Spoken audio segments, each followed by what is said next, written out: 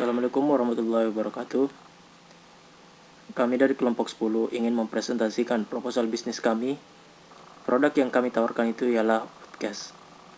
Langsung aja ke bab pertama. Bab 1. Pendahuluan. Di kehidupan saat ini, tidak jarang kita melihat segala sesuatu itu dikerjakan menggunakan teknologi, ataupun dikerjakan oleh teknologi itu sendiri. Ketergantungan masyarakat terhadap teknologi sangat tinggi, melihat sekarang sudah masuk ke zaman yang lebih modern atau era globalisasi. Pelajar atau mahasiswa maupun pegawai pasti memiliki teknologi yang modern untuk menunjang kehidupan sehari-harinya. Misalnya, laptop. Laptop merupakan teknologi yang vital buat para pelajar maupun pegawai dikarenakan semua pekerjaan ataupun tugas pasti dikerjakan atau disimpan melalui laptop. Tidak jarang juga mereka tidak sengaja menjatuhkan laptopnya. Oleh karena itu, produk yang kami tawarkan ini berfungsi untuk melindungi laptop Anda dari benturan. Produk ini kami beri nama Woodcast.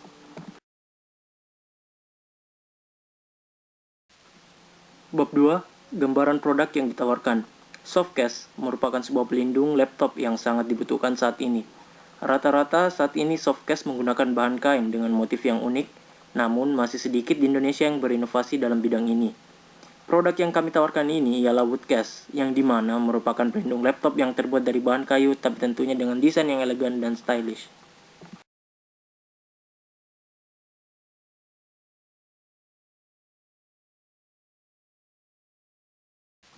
Ya, selanjutnya itu analisa SWOT dari Woodcase ini sendiri. Yang pertama itu strength. Produk ini menawarkan keamanan yang lebih tinggi dari softcase berbahan kain. Yang kedua itu memiliki motif yang natural, sehingga terkesan elegan dan unik.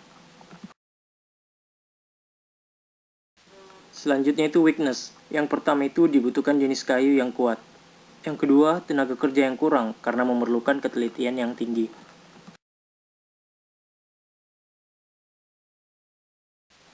Opportunity. Yang pertama, banyak masyarakat yang menggunakan laptop. Yang kedua, banyak dibutuhkannya sebuah pelindung untuk laptop. Yang ketiga, masih sedikitnya industri seperti ini. Yang terakhir itu trade. Banyak industri yang bisa meniru ide ini karena mudah dijalankan. Selanjutnya itu ada bab 3 rencana bisnis. Yang pertama itu ada aspek produksi dan teknis teknologi. Yang pertama itu bahan. Perencanaan bahan baku dan alat merupakan bagian utama untuk perhitungan kebutuhan modal kerja dari perhitungan ini. Kita bisa menentukan harga yang akan kita pasarkan dan membuat manajemen pengeluaran dan pemasukan. Untuk Woodcase laptop, bahan baku yang digunakan dalam 1 bulan adalah 1. Kayu mahoni 6 cm, 12 cm, 2 cm, kuantitas 30, harga satuan 36.000, sehingga jumlah harganya itu 1.080.000. Yang kedua itu cat politur kayu, kuantitas 1, harga satuan 46.000, jumlah harga 46.000. 3 itu belte busa lapis, dimensi 50 cm x 57 cm, kuantitas 2, harga satuan 4.500, jumlah harga 9.000. Yang keempat itu mur atau paku, kuantitas 100, harga satuan 150, jumlah harga 150.000, sehingga total yang dikeluarkan ialah 1.285.000 untuk bahannya sendiri. Ya, selanjutnya itu terkait alat. Alam pelaksananya dibutuhkan peralatan yang memadai untuk mendukung hasil produksi kami, yaitu 1. Gergaji mesin kayu, kuantitas 1, harga satuan 1.100.000, jumlah harga 1.100.000. 2. Alat politur kayu, kuantitas 1, harga satuan 800.000, jumlah harga 800.000. 3. Obeng atau palu, kuantitas 1, harga satuan 100.000, jumlah harga 100.000, sehingga total pengeluaran untuk alat itu ialah 2 juta. Ya, selanjutnya itu proses produksi. Ada beberapa tahap proses produksi untuk pembuatan Woodcase ini. 1. Kayu mahoni yang sudah ada disambungkan dengan lem kayu, kemudian dibuat ukuran 35 cm x 27 cm. Kedua, merangkai kayu tersebut menjadi satu membentuk lapisan pelindung laptop. Yang ketiga, menyambungkan bagian satu dengan yang lain menggunakan mur atau paku. Terakhir itu mempolitur kayu. Pada bab 3 ini, kami akan menerangkan mengenai rencana bisnis, di mana yang kami terangkan pertama kalinya yaitu mengenai aspek target pasar. Produk Woodcase ditujukan kepada masyarakat umum, khususnya kepada pelajar dan pegawai, di mana dalam kehidupan sehari-hari pelajar pasti sangat membutuhkan laptop untuk mengerjakan tugas dan keperluan lainnya. Tidak jarang kita menemukan seorang yang tidak sengaja untuk menjatuhkan laptopnya. Oleh karena itu, produk ini didesain khusus agar dapat melindungi laptop dari benturan. Dengan desain yang elegan dan stylish ini, kami yakin bahwa produk kami tidak akan kalah di dalam pasaran. Dan kami yakin bahwa produk ini sangat jarang dan peluangnya di pasaran sangat terbuka lebar. Yang selanjutnya yaitu mengenai aspek pemasaran. Strategi pemasaran kami secara garis besar dibagi menjadi dua, yaitu jangka pendek dan jangka panjang. Di mana dalam jangka pendek sendiri kami bagi menjadi dua lagi. Yang pertama melalui cara offline, yang kedua melalui cara online. Di mana pada cara offline kami akan melakukan hal berikut, antara lain yaitu kami akan menyebarkan informasi ini dari mulut ke mulut, yaitu dilakukan dari penjual kepada beberapa konsumen seperti teman, kerabat, dan orang-orang yang ada di sekeliling kita. Yang kedua yaitu menjual barang dengan menitipkan beberapa ke toko, misalnya koperasi mahasiswa dan beberapa koperasi yang ada di jurusan. Yang ketiga yaitu pameran penjualan produk. Melalui berbagai pameran produk di Surabaya atau di kota lainnya seperti di Jakarta, Bandung, Bali, dan lain sebagainya. Di mana di kota Surabaya sendiri banyak memiliki event-event pameran produk karya seperti yang kami buat ini. Di antaranya yaitu Surabaya Fair, Jati Fair, Craft and Fashion, dan lainnya. Yang selanjutnya yaitu kami akan membuat selebaran seperti poster, flyer, dan brosur. Itu juga kami juga mendesain atribut pemasaran untuk mendukung penjualan kami, seperti kartu nama, banner, flyer, poster, stiker, dan packaging yang menarik. Selanjutnya yaitu strategi pemasaran kami melalui media online, di mana dalam media online ini pertama kali kami akan menyebarluaskan produk kami melalui jejaring sosial seperti Facebook, Twitter, dan website ataupun blogspot. Yang kedua yaitu kami akan memasarkan produk kami melalui website untuk penjualan online. Selanjutnya yaitu strategi pemasaran kami dalam jangka panjang, di mana dalam strategi ini kami akan melakukan hal-hal berikut, antara lain. Yang pertama, kami akan mendesain dan memproduksi lebih banyak jenis watchcase, contohnya watchcase untuk handphone, tablet, dan juga watchcase dan tas yang digabung menjadi satu. Dua, kami akan memasarkan watchcase secara luas, baik di lingkup nasional maupun di lingkup internasional. Tiga, kami akan berusaha untuk memiliki galeri watchcase di pusat belanja agar produk watchcase semakin dikenal.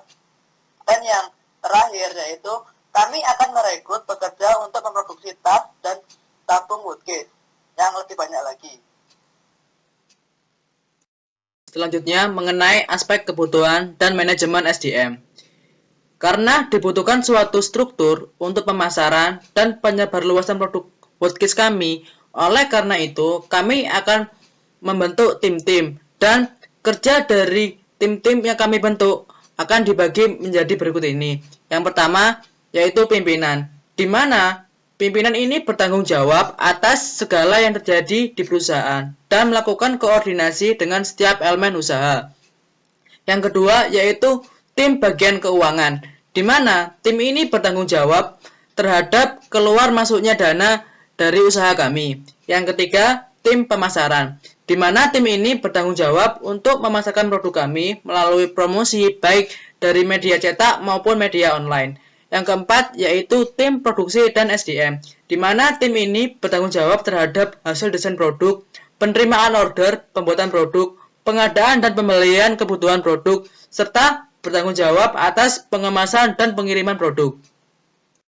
Selanjutnya mengenai aspek keberlanjutan. Keberlanjutan usaha watchcase buat laptop kami ini berpotensi untuk terus berkembang di masa depan. Keberlanjutan usaha ini dapat dilihat dari segi sebagai berikut. Yang pertama, yaitu dikarenakan penggunaan gadget dan laptop yang semakin lama semakin banyak. Yang kedua, yaitu melimpahnya bahan baku kayu yang berkualitas di Indonesia ini. Yang ketiga, yaitu keperluan pelindungan laptop dan keperluan pengamanan dan lifestyle dari kalangan pengguna laptop.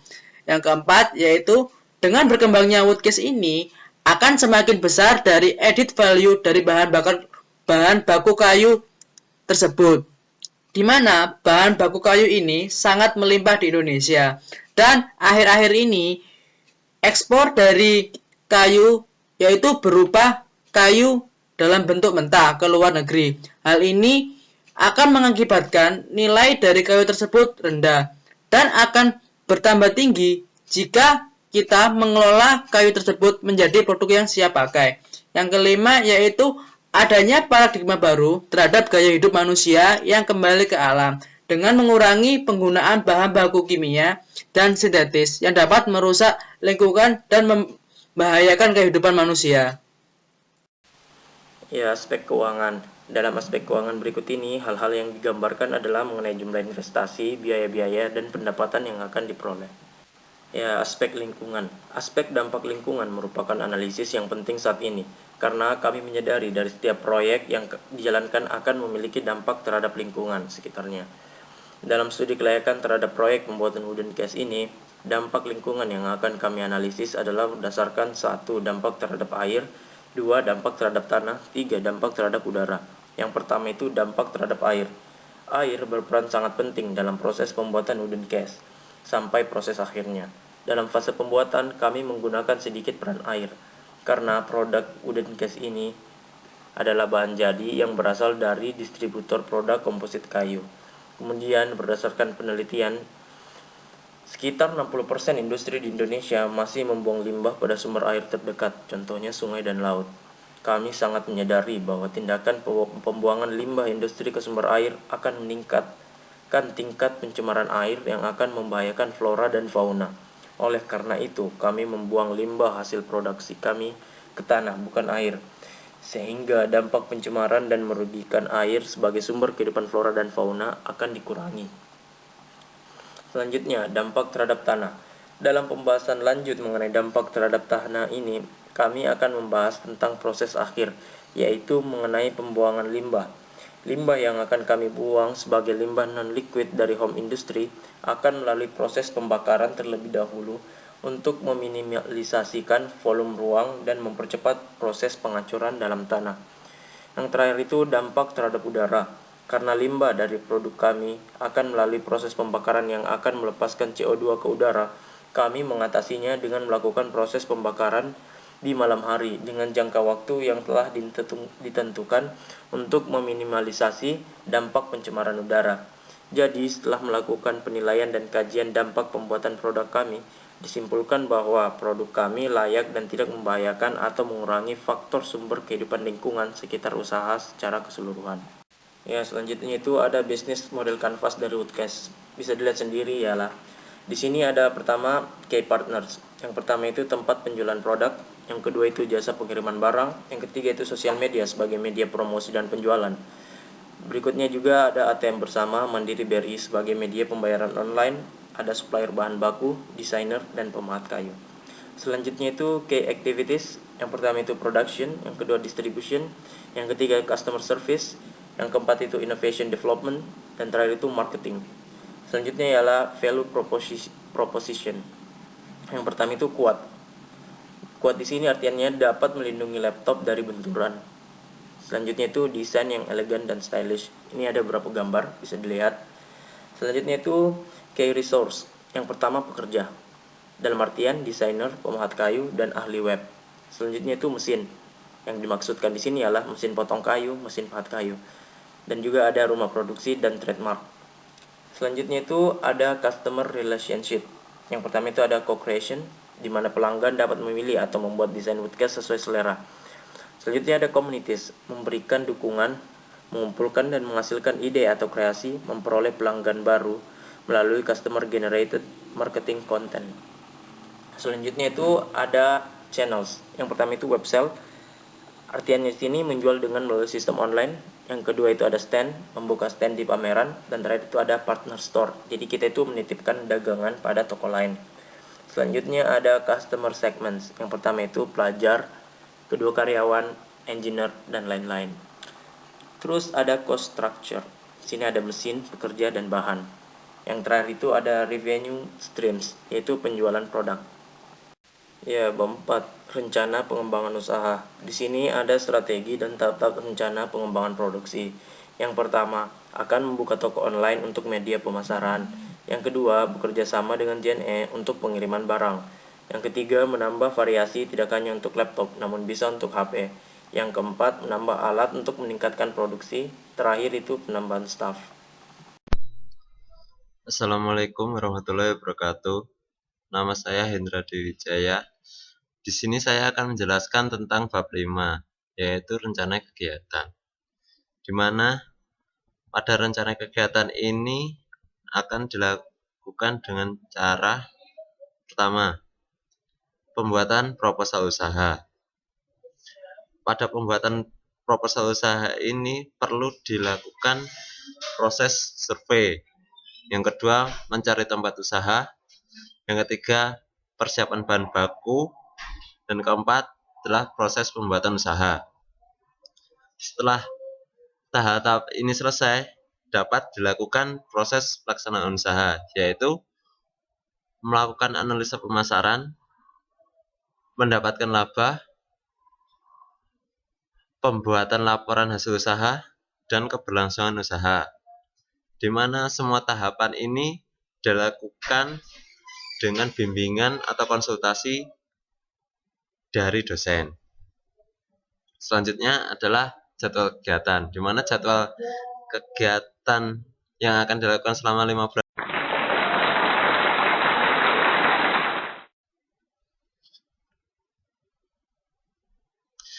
Demikian presentasi proposal bisnis podcast kelompok 10. Kurang lebihnya kami mengucapkan terima kasih. Wassalamualaikum warahmatullahi wabarakatuh.